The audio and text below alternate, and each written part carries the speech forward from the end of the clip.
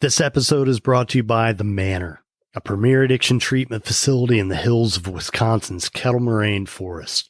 Their program offers a tailored approach to those struggling with addiction in a secluded setting with no more than 11 men and women. With highly personalized treatment focused on trauma, Dr. Chanteele Thomas and her expert team offer an authentic experience, creating the kind of deep emotional change that's crucial for long-term recovery. If you or someone you love are struggling with addiction, call the Manor at 414-930-1930. That's 414-930-1930. You can learn more about the Manor by clicking the link in the show notes or by visiting discoverthemanor.com. Thank you for listening to The Path to Authenticity. My name's Tom Gentry. I think of this show as the opposite of small talk. You'll hear real conversations with real people who know who they are. We talk about what makes them who they are, how they became who they are, and how we might become truer expressions of who we are.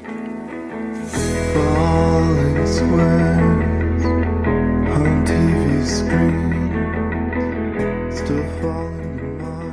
I'm Dr. Chanteele Thomas, and this is The Path to Authenticity.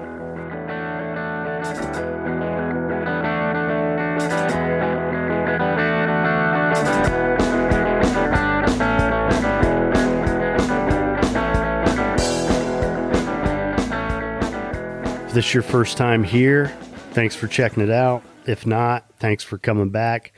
My name's Tom Gentry, and this is The Path to Authenticity. And here we go with part 2 of my conversation with Dr. Chanteele Thomas. Hope you enjoyed the first part. We pick up right where we left off for part 2. So here you go. Enjoy. Dr. Chanteele Thomas.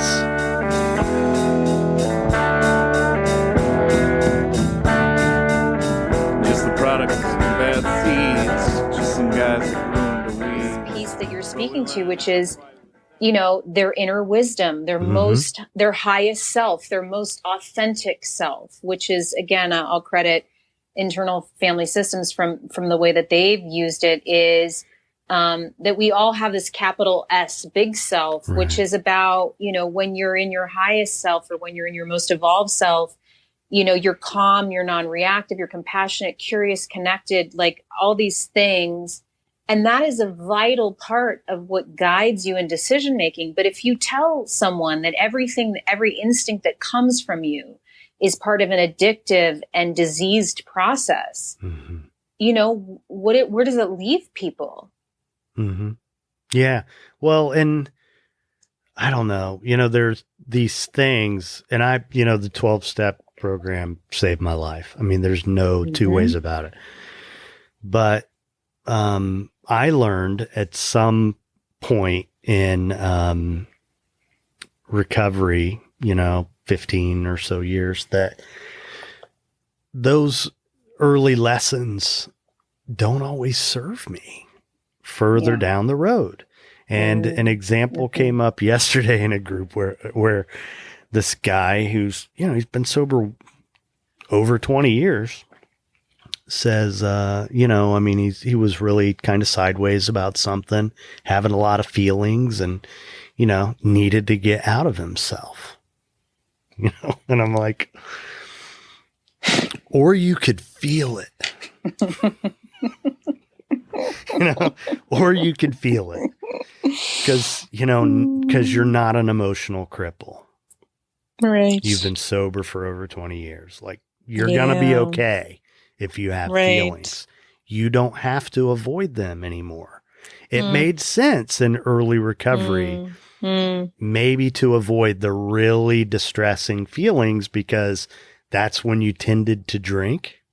Yes. But, we're a ways past that now. It's okay to believe in yourself. That's super interesting how you pair that concept, because I do think a lot of the strategies are like, don't go too deep inside yourself. I always say, like, the 12-step program is like really perfectly fitted for for a certain level of narcissism. Like it's built for like narcissistic men. I don't believe that across the board, but in some ways, you know, a lot of the solutions are to stop focusing on you. Like, don't make it about you. Be of service to other people. Don't use your own, you know, barometer to make choices. You know, it's really about examining what ego is, ego inflation in the face of a, you know, addictive disorder. And so it's very interesting what you're saying in terms of, how does that kind of just avoidance of the inner experience to some extent. And believe me, when it's executed in its full entirely, like I have tremendous admiration and respect for how the program works.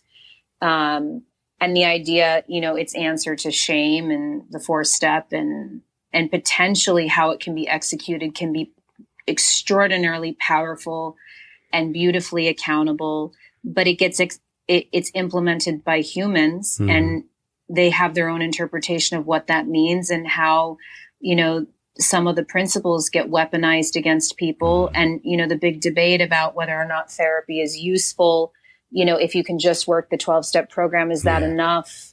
And it's super interesting because we are definitely an emotion-focused treatment model here because I believe that your access to your inner wisdom, and this isn't invented by me, this is, you know, borrowed from a lot of people who've been talking about this for years in the field and studying this, both inside and outside of addiction, that your way through to access your own, you know, your own inner healing and wisdom comes through your ability to feel your feelings. Right.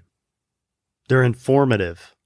They actually tell you what is needed, right? And it's just, there's so much conditioning and programming that I feel like we try to undo, particularly, I mean, for both our male and female clients, but I'll tell you, men, there's a number that gets done on them in its own right around permission to feel, support to feel, like I know that you have spoken about this really beautifully, the way in which there's just no access to even words to describe what's happening internally. And what a heartbreaking sadness that is, that people, either one, were not gifted the opportunity to have a reflective experience. It just wasn't gifted to them and cultivated in them. And there's no language to talk about the parts of them that feel terrified and scared and vulnerable and weak without feeling inadequate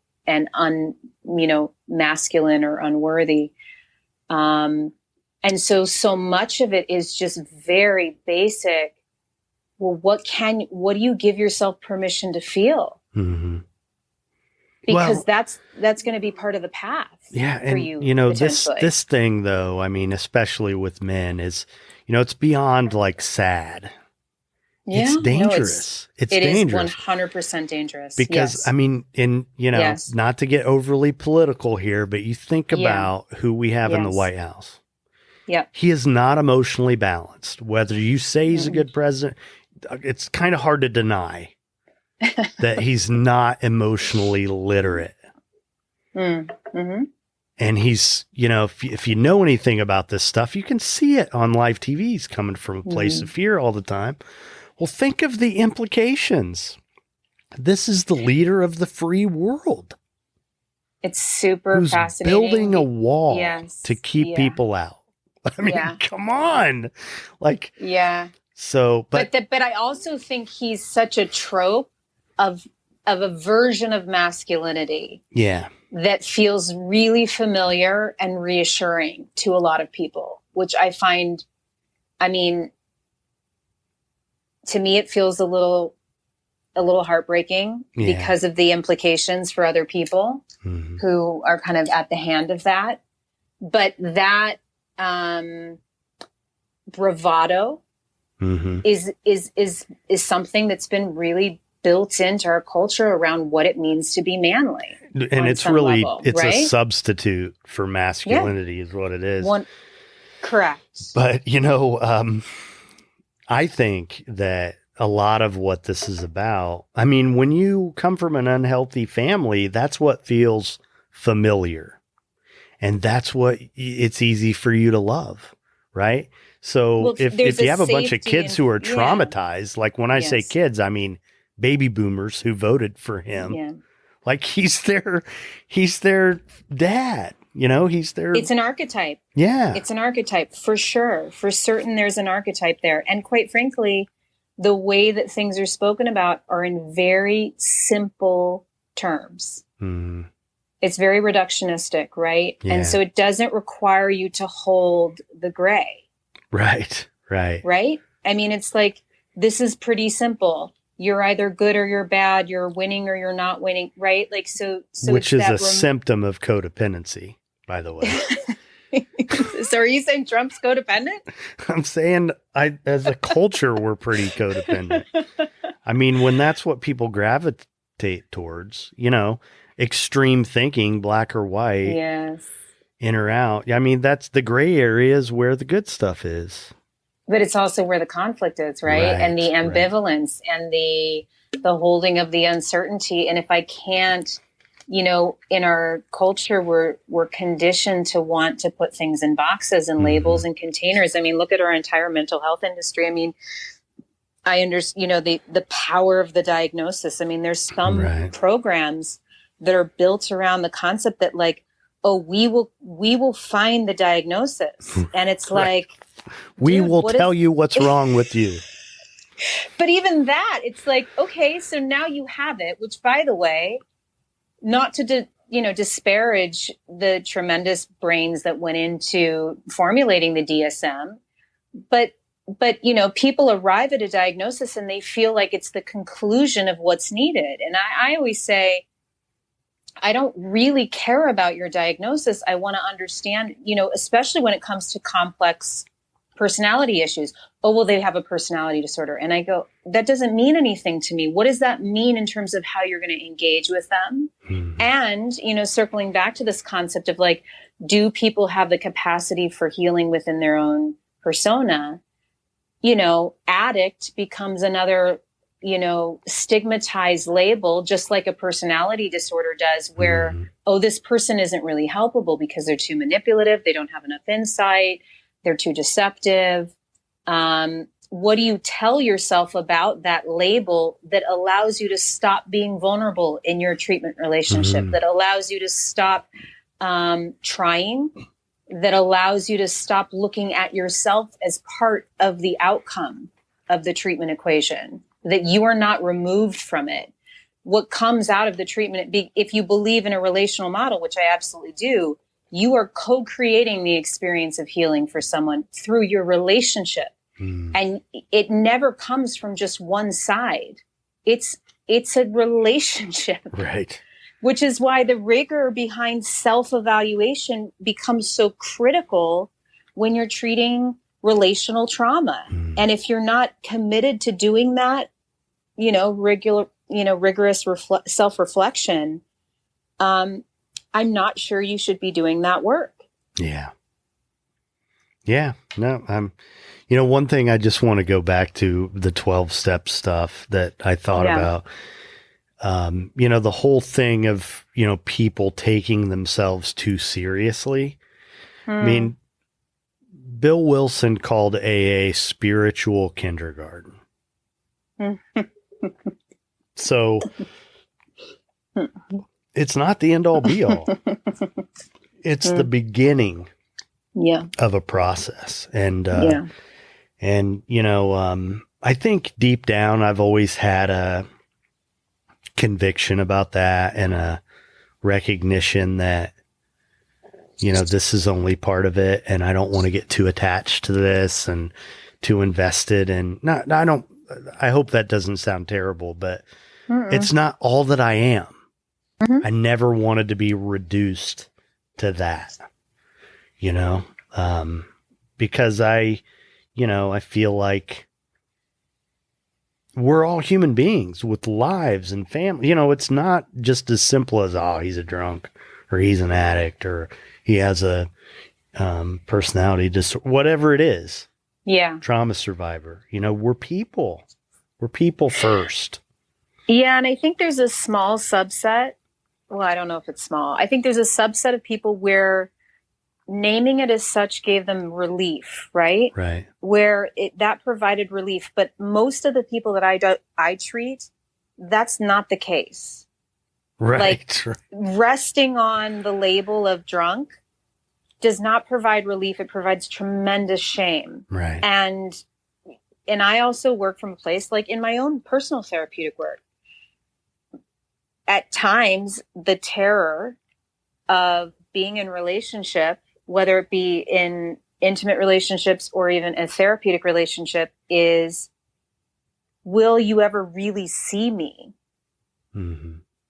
You know, will you really see me and not the story you've told yourself about me or the label that I live under or the thing that I'm really good at putting forward first? Mm-hmm.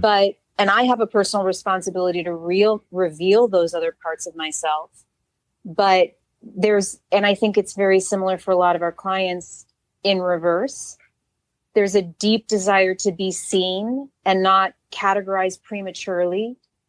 And yet at the same time, there's a deep fear of being really seen. And it's that dichotomy of wanting that intimacy and being terrified of it that is the nexus where I believe really powerful relational healing happens. Mm.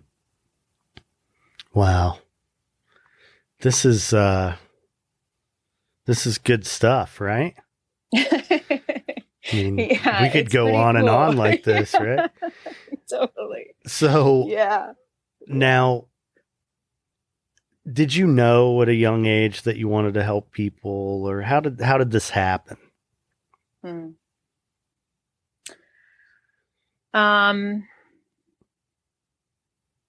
Yeah, I mean, I think, I came by my caretaking pretty genuinely.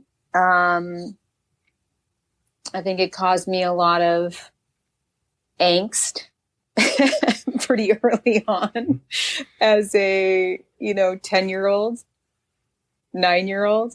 There was definitely a desire to create peace and harmony around me. Mm. And when that didn't happen, it created a lot of worry for me, a lot of probably anxiety. And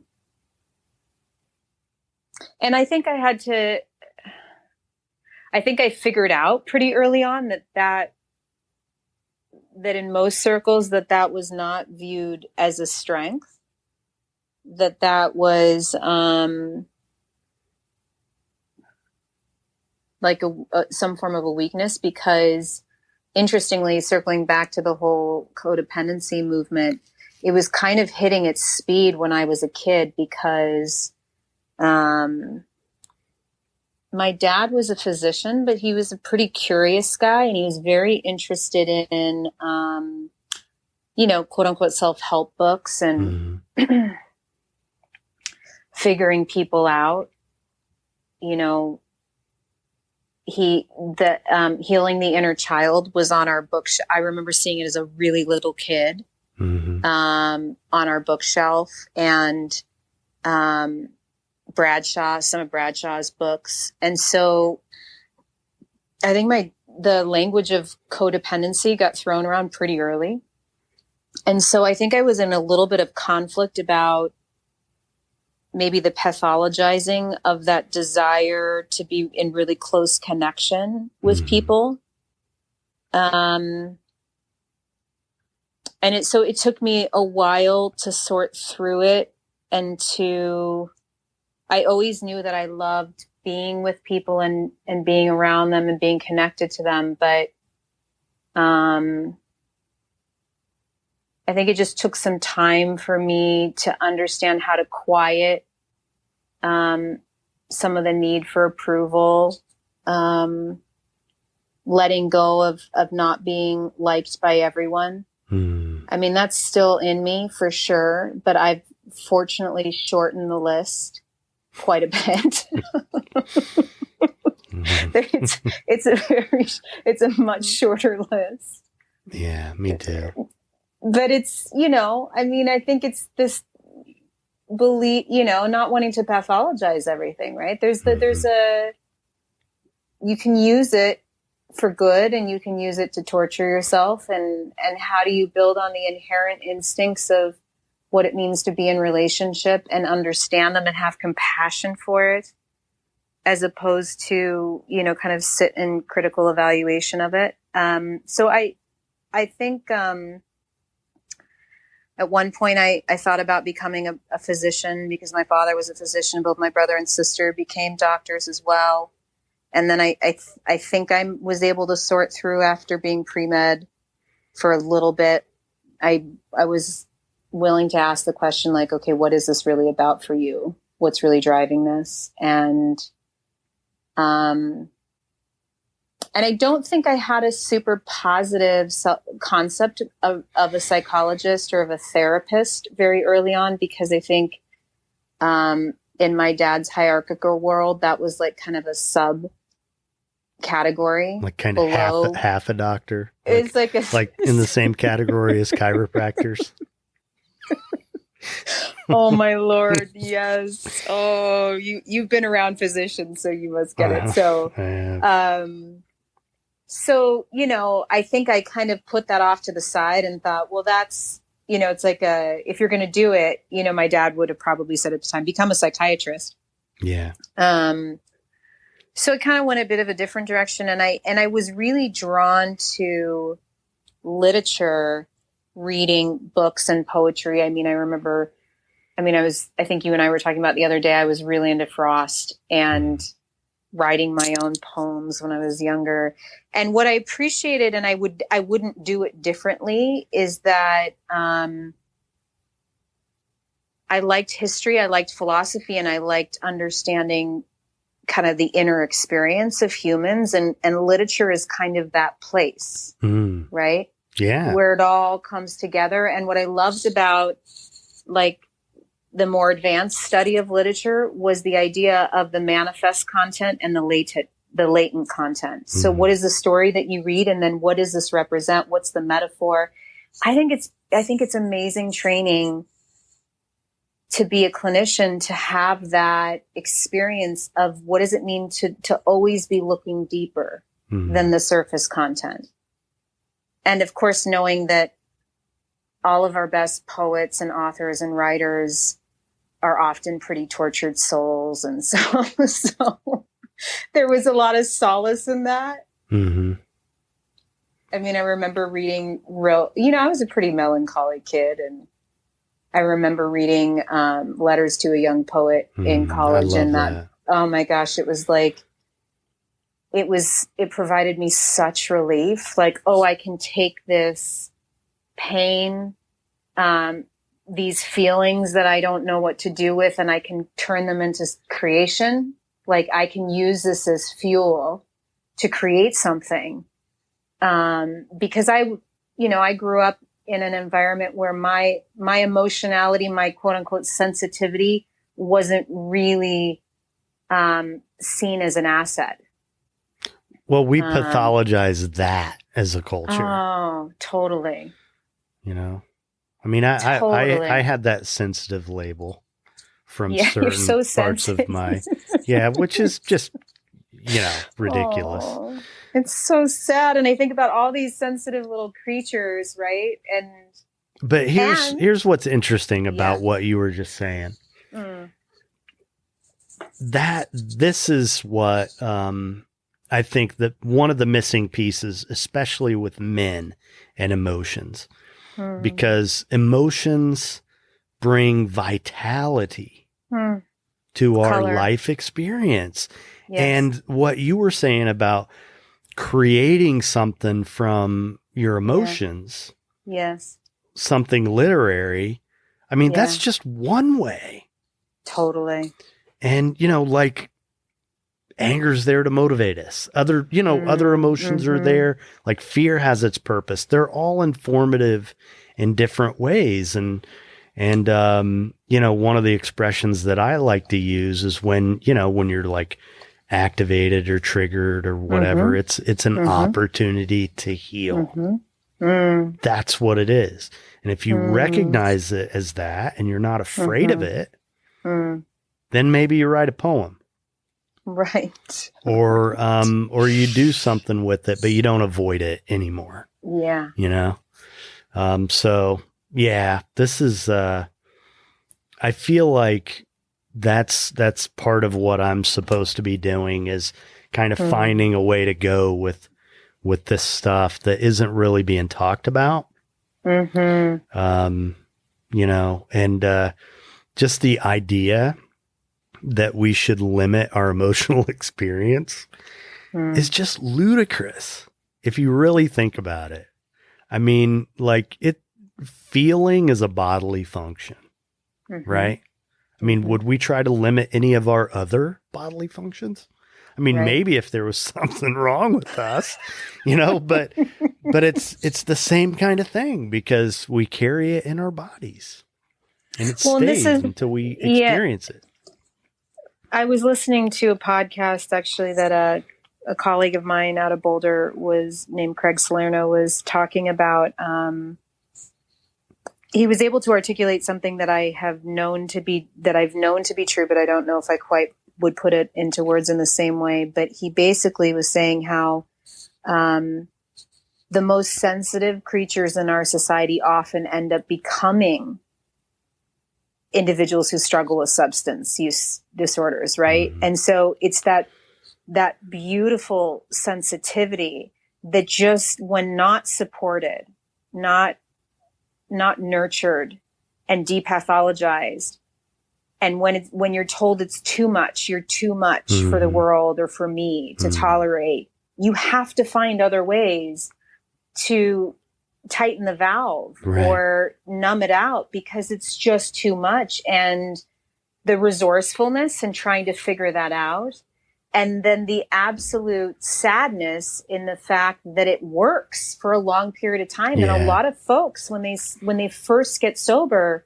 can't feel anything at all for a good period of time. Yeah. They just don't even know what is happening internally. And there's so much fear associated with their interior and who they really are.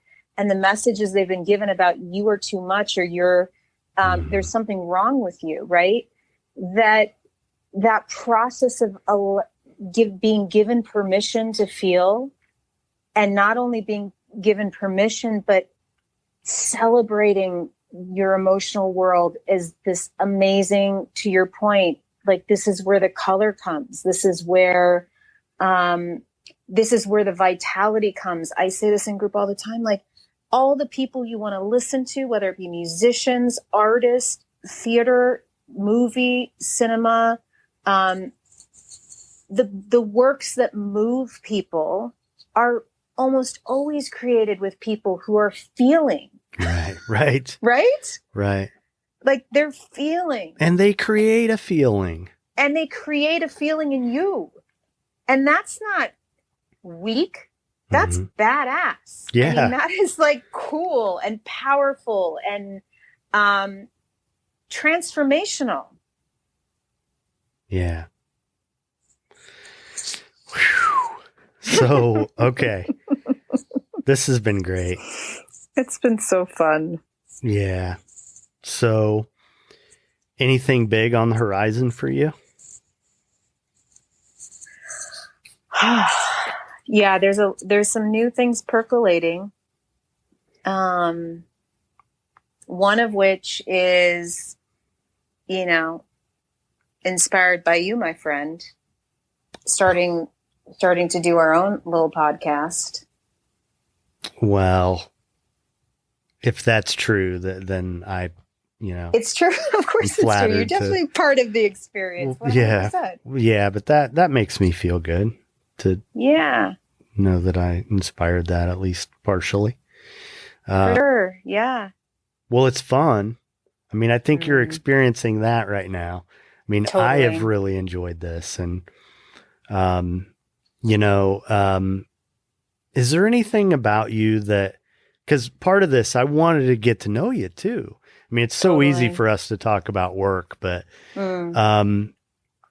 is there any part of you that you wish more people knew about you? Anything about you that you wish more people knew?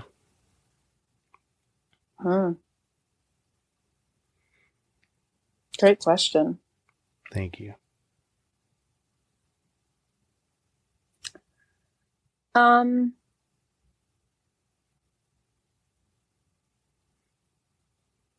I think it's more about what I've given myself permission to really own. Mm-hmm. And I don't think that I must not be very good at leading with it in most circles, but I think I've discovered, like, over time, like, I think I do have a really big heart. Mm. And there have been moments in my life, because I think I had to work really hard early on to be seen and to meet some of my needs. I became really afraid of my ability to navigate people. Mm-hmm. And I saw it as something that I should be almost afraid of inside myself. And I think what that did was obscure my ability to really understand what my heart is. And I think in working with clients, and in particularly in working with them in a really deep way, it has reaffirmed for me how much of my heart is involved in the work that I do, but also what it means to be in connection with other people, and feeling really proud of the fact that I'm very easily moved. Mm. Yeah, I am too. Wow. What a great answer. Thank you.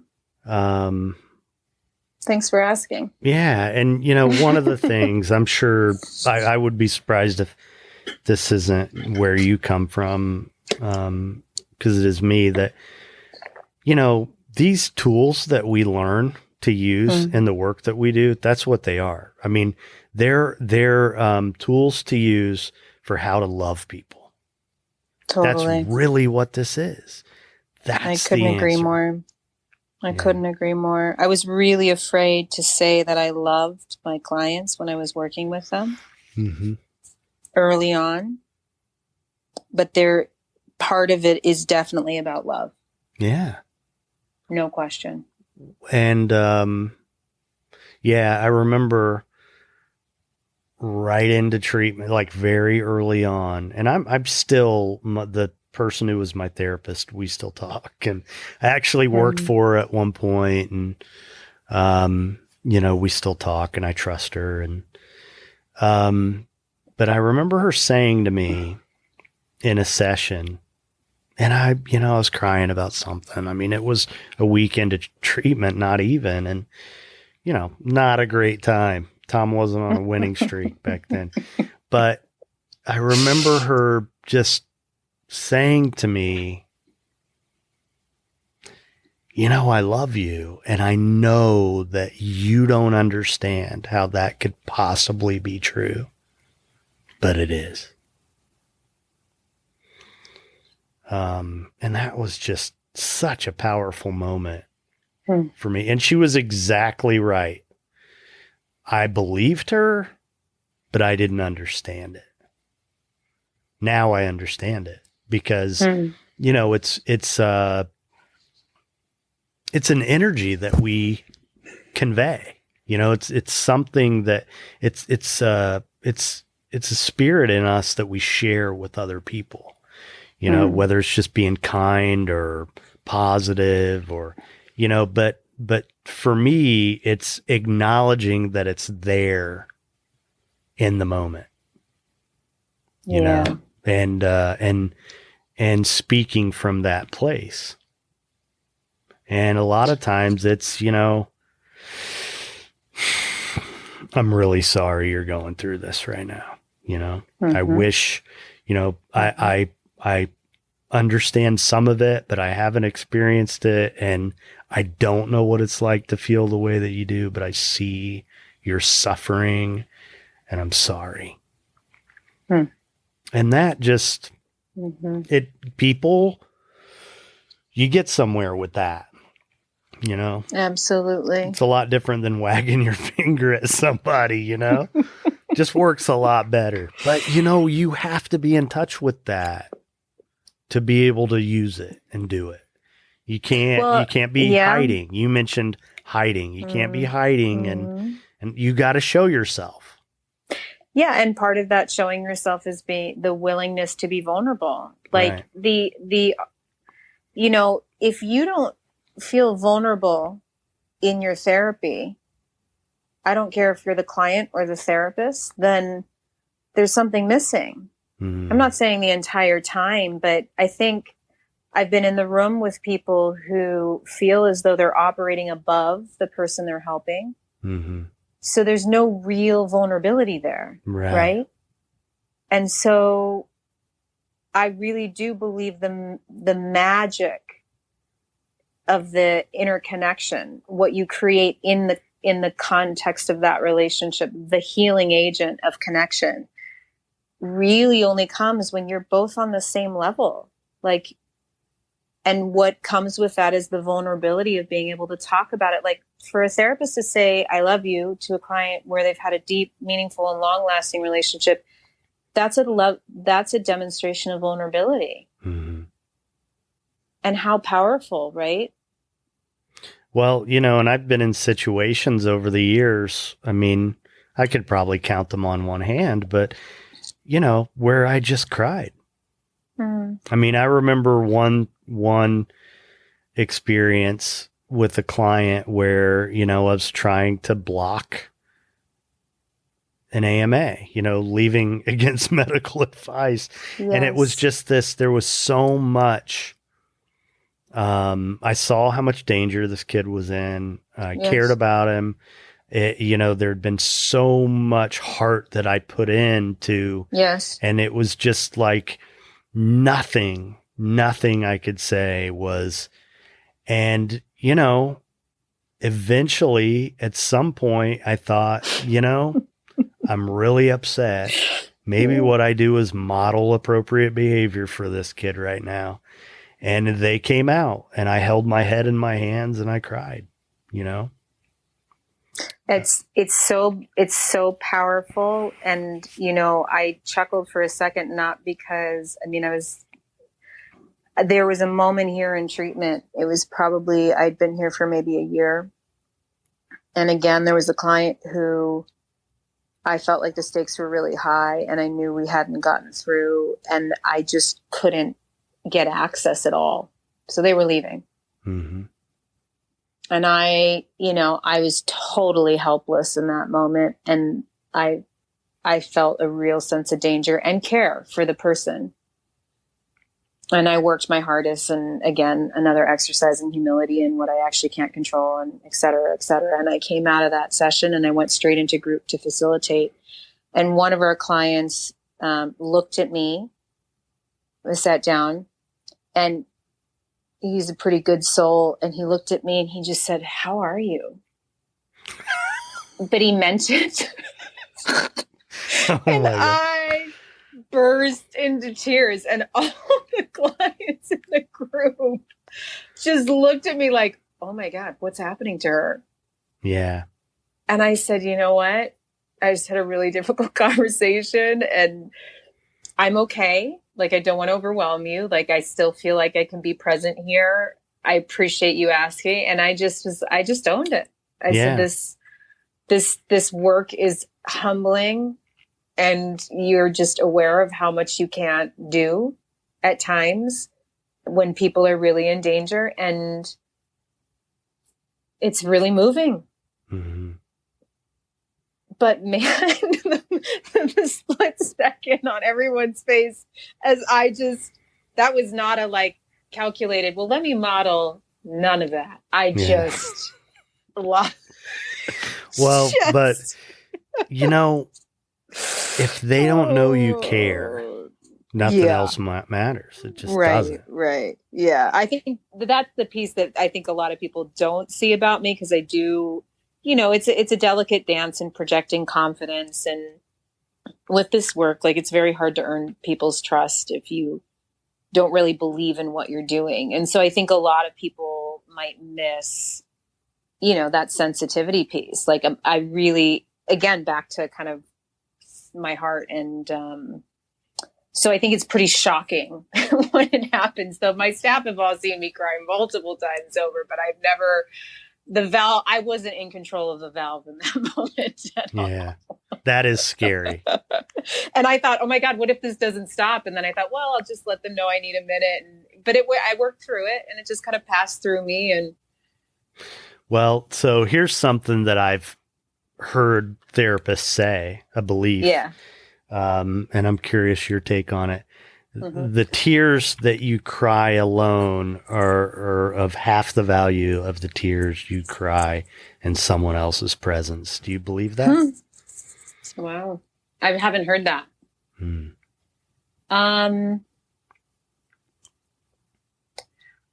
I would say that there is great value potentially to both. And if you can convince someone that when they're crying, that they're doing exactly what they need to honor themselves. Mm-hmm. My biggest concern when people cry alone is what are they telling themselves about what's happening? And so the benefit of crying in the presence of being held by another person is that you can use that person as a reference point for self-compassion, for kindness, for safety. And so I think if you can really embed in someone great compassion when they're in their pain, that it can be incredibly important to give yourself permission to feel, whether you're with someone or not.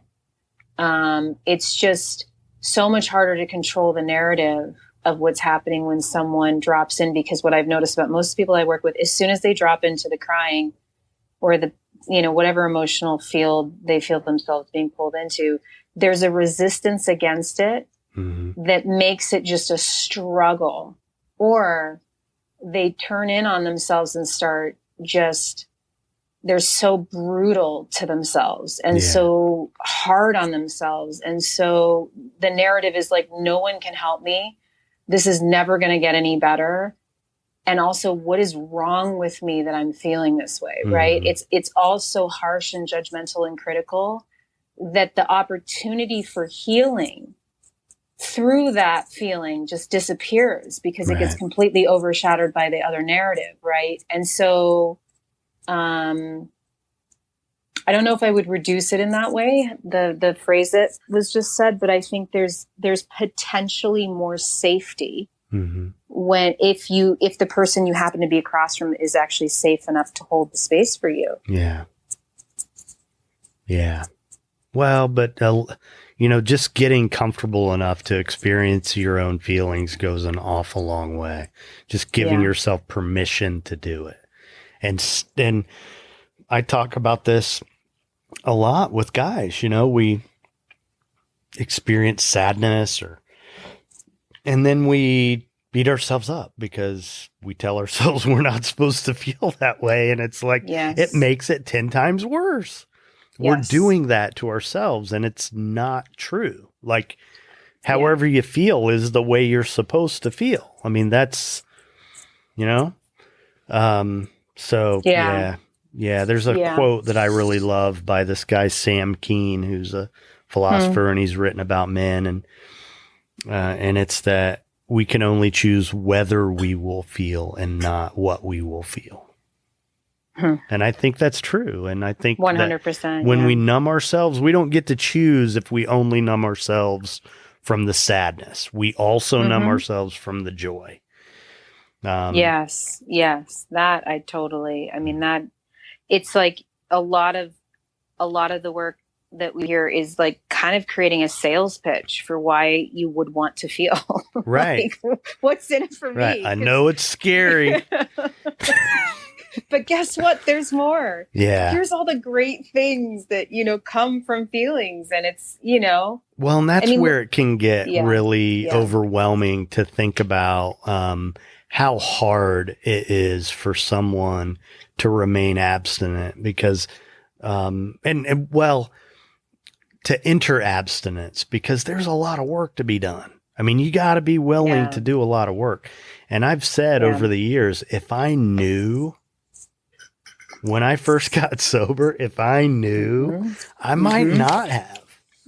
I might not have. I mean, I'd like to think I would have, but man. Yeah. It's courageous. Oh my gosh.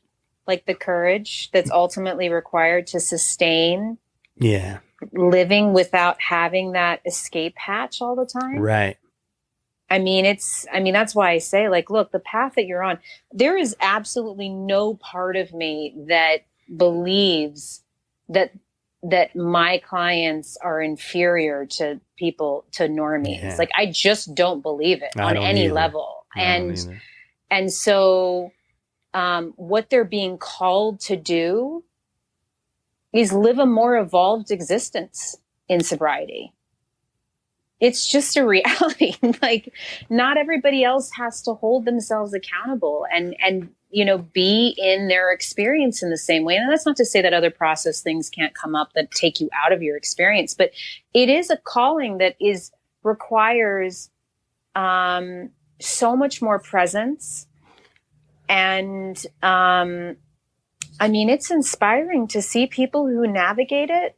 I have nothing but complete and total admiration for people who are able to sustain it. When someone tells me that they're sober, I don't know, in my world, like, that is just like, I just, hats off. Like, I feel like they deserve a round of applause everywhere they go. Like, it's an extraordinary calling to be in yourself and to not have those easy ways to disappear.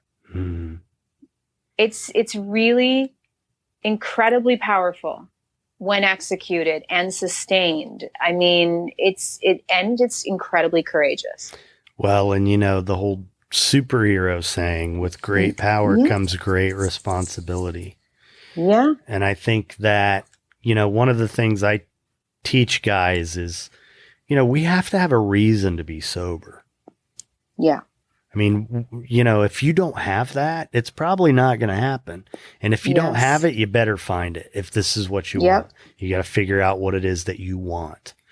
And, for me, it became a sense of purpose,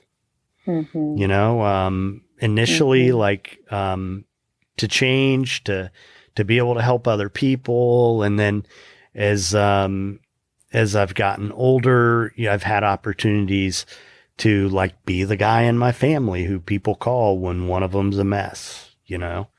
And I've put I got more nephews than some people have family members. And I've put a lot of them in treatment.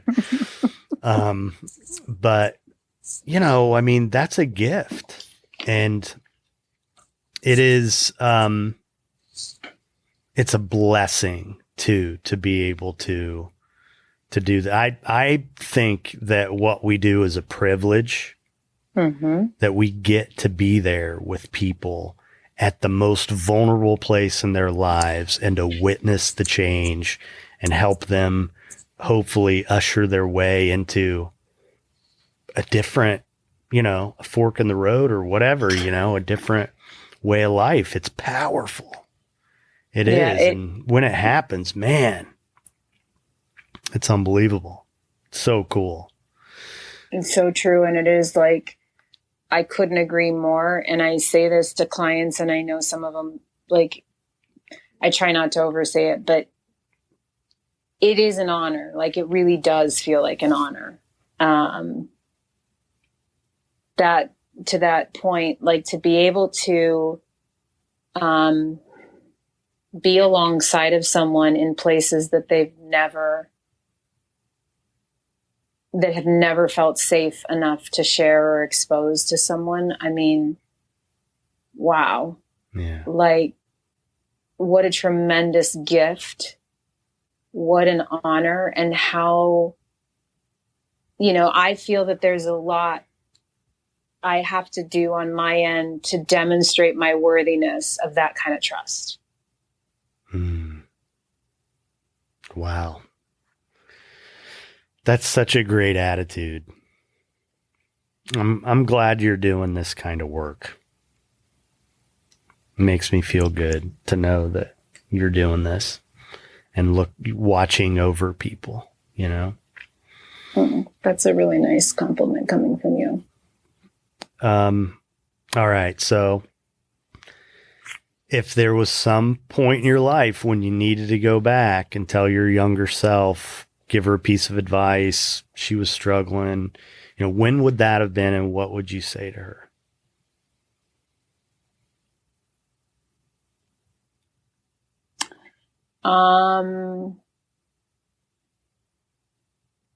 Probably around 7 or 8. And it would be, I would circle back to the idea that, your sensitivity is not a liability, and that your access to your feelings will ultimately be the thing that helps you reach people. Wow. That's great. Thank you so much. Thank you. This has been a blast. It's going to be, I think we might have 2 episodes here, but we'll figure that out. It was so nice, Tom. Thank you for being, just thanks for being you. Yeah. It was really special for me too. And it was, it's what I needed on multiple fronts. So thank you for that. Be well, my friend.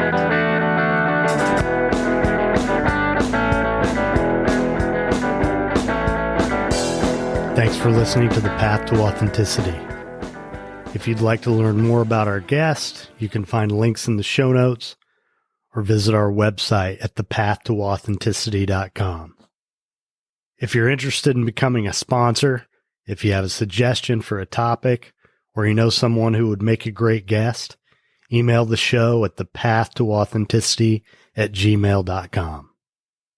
If you enjoyed this episode, please leave a review on Apple Podcasts.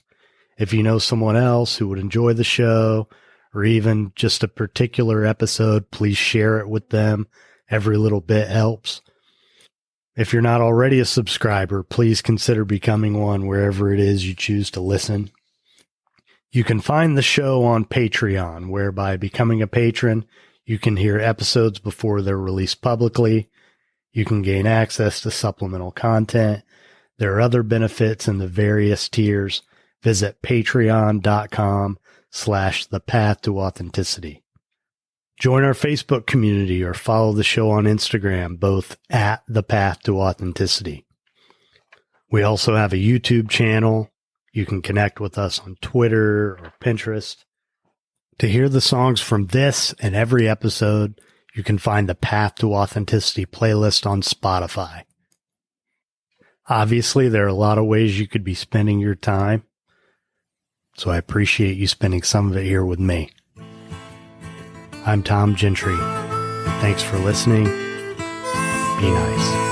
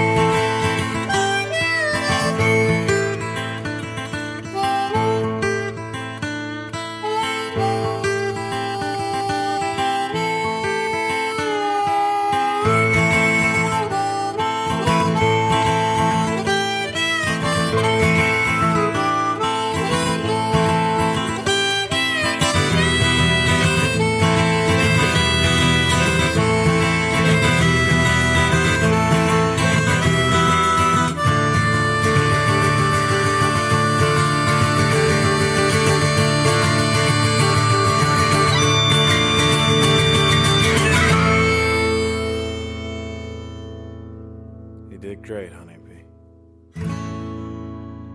The Path to Authenticity is powered by Equivox. For digital marketing and web design services, visit equivox.com.